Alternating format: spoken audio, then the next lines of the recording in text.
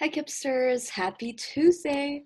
I love to use tape diagrams to help me organize information from a word problem. Listen carefully as I read this problem.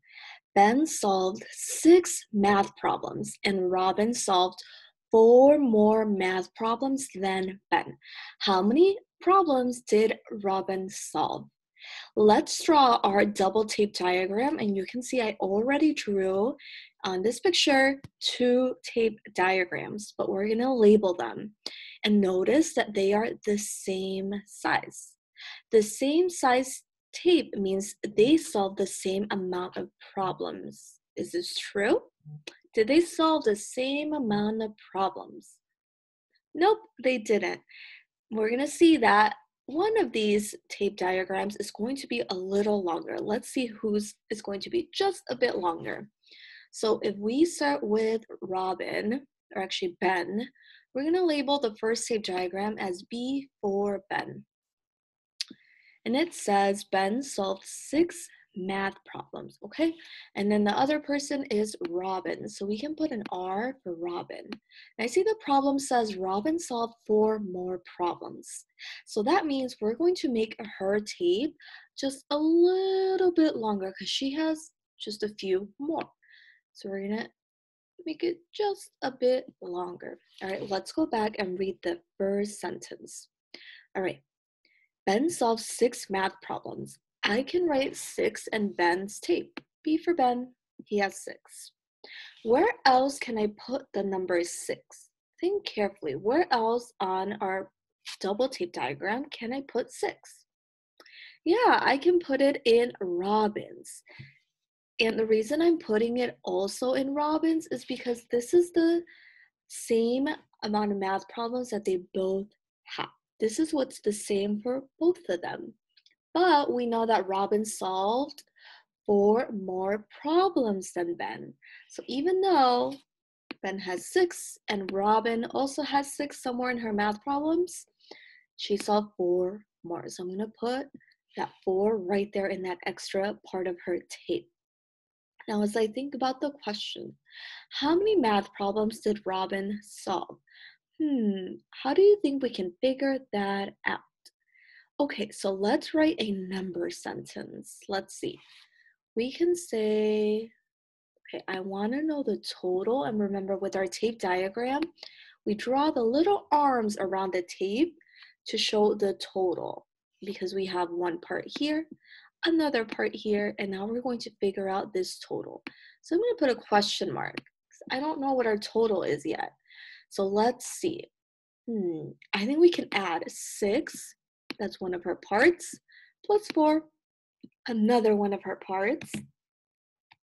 And let's see what our total is. All right, I'm going to give you a few seconds to think about what is our total. How many did Robin solve? 10. Good. She solved 10 math problems. Great.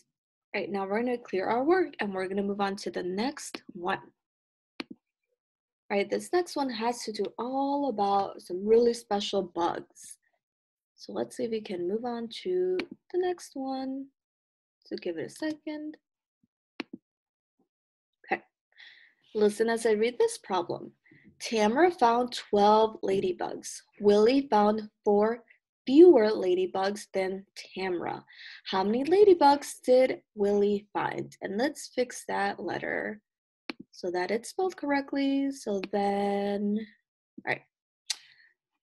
So now if we think about this problem, I already drew a double tape diagram, one here and one here. But we have to go ahead and label our double tape diagram so that it matches the story. So I'm going to go ahead and just put this one as Tamara's. And then I'm going to put this one for Willie because we have to give both of them a tape diagram.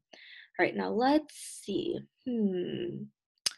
Is it true that they found the same amount of ladybugs? Let's look back at the story. Did they find the same amount of ladybugs? No, they didn't. But who found more ladybugs? Let's see. Who found more? Tamara, you're right. Tamara found more ladybugs because it says Willie found 4 fewer ladybugs. Fewer means less, so he has less. So I know that that means Tamara found more.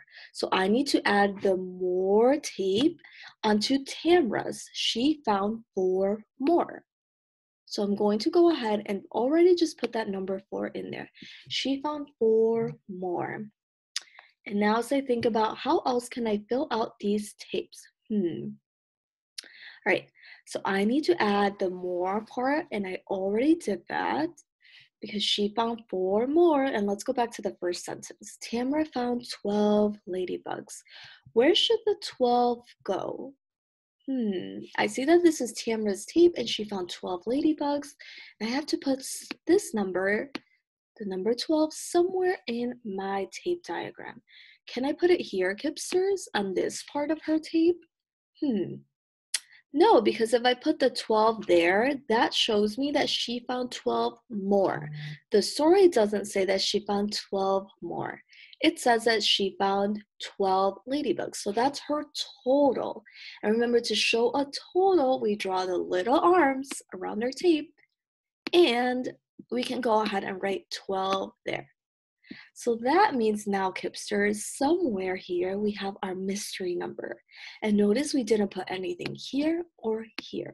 That means that's the part we're trying to find. We want to know, how many ladybugs did Willie find? That's our mystery number. And now I'm wondering, Kipsters, how can we figure out the mystery number? All right, so I know that I can probably do a subtraction number sentence for this one. So let's go ahead and do our subtraction number sentence. So we can subtract from Tamara's total, 12. And we're gonna subtract what, Kipsters? We're gonna subtract those 4 more that she found, or 4 fewer that Willie found, because remember, Willie has 4 less than Tamara. So we're taking away 4 from Tamara's total. And now let's see if we have our mystery number. Do we know how many Willie solved, or how many Willie found? I'm going to give you a few seconds to think about what's 12 minus 4. Right, Kipsters, did you figure out what 12 minus 4 is? Great. All right, so it's 8. And if you found it a little tricky to solve 12 minus 4, either on your fingers or in your head, you could also have made it into a counting on number sentence, where we start with 4, we try to find that mystery number, and we get all the way to 12. So you could have counted on with 4 in your head and counted on all the way to 12 until you got 8. Either one works. Right, Kipsters, let's clear this up. So I'm going to clear all of it. And now I'm going to move on to this next part. All right, so for this next one, these you're going to solve all by yourself. So that we don't have a super long video, for these, I'm going to read the 2 problems, and then I'm going to have you pause the video so you can take all the time you need to solve them. And then in the next few seconds, I will show you what the answers are.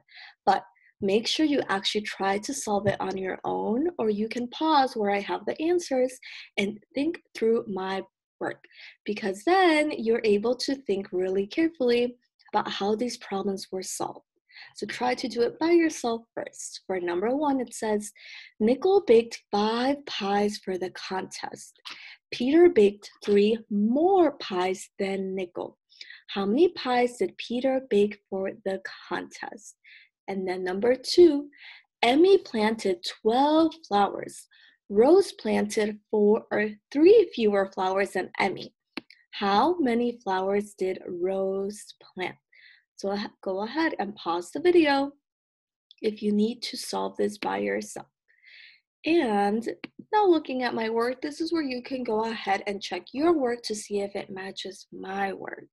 And I want you to notice that for these 2 problems, it wasn't asking us the same type of question.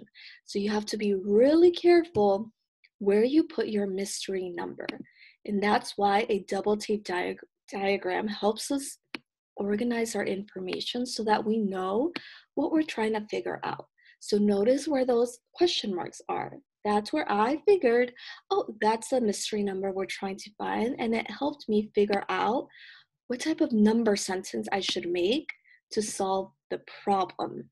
So that's why it's so important to make sure you have some type of representation, like a double tape diagram, when you do math problems. Helps you organize all the information.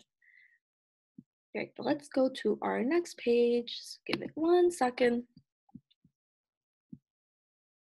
Okay, so we're gonna pause here because this is, again, the problems that I want you to do all by yourself. So if you were able to solve these by yourself and you had the same answers I did, awesome. But if you didn't do it, that's okay. You can still pause the video and try to draw the double tape diagrams yourself, or maybe you can find a different way to solve by maybe using your 5 group rows. Right, Kipsters, I'll see you tomorrow.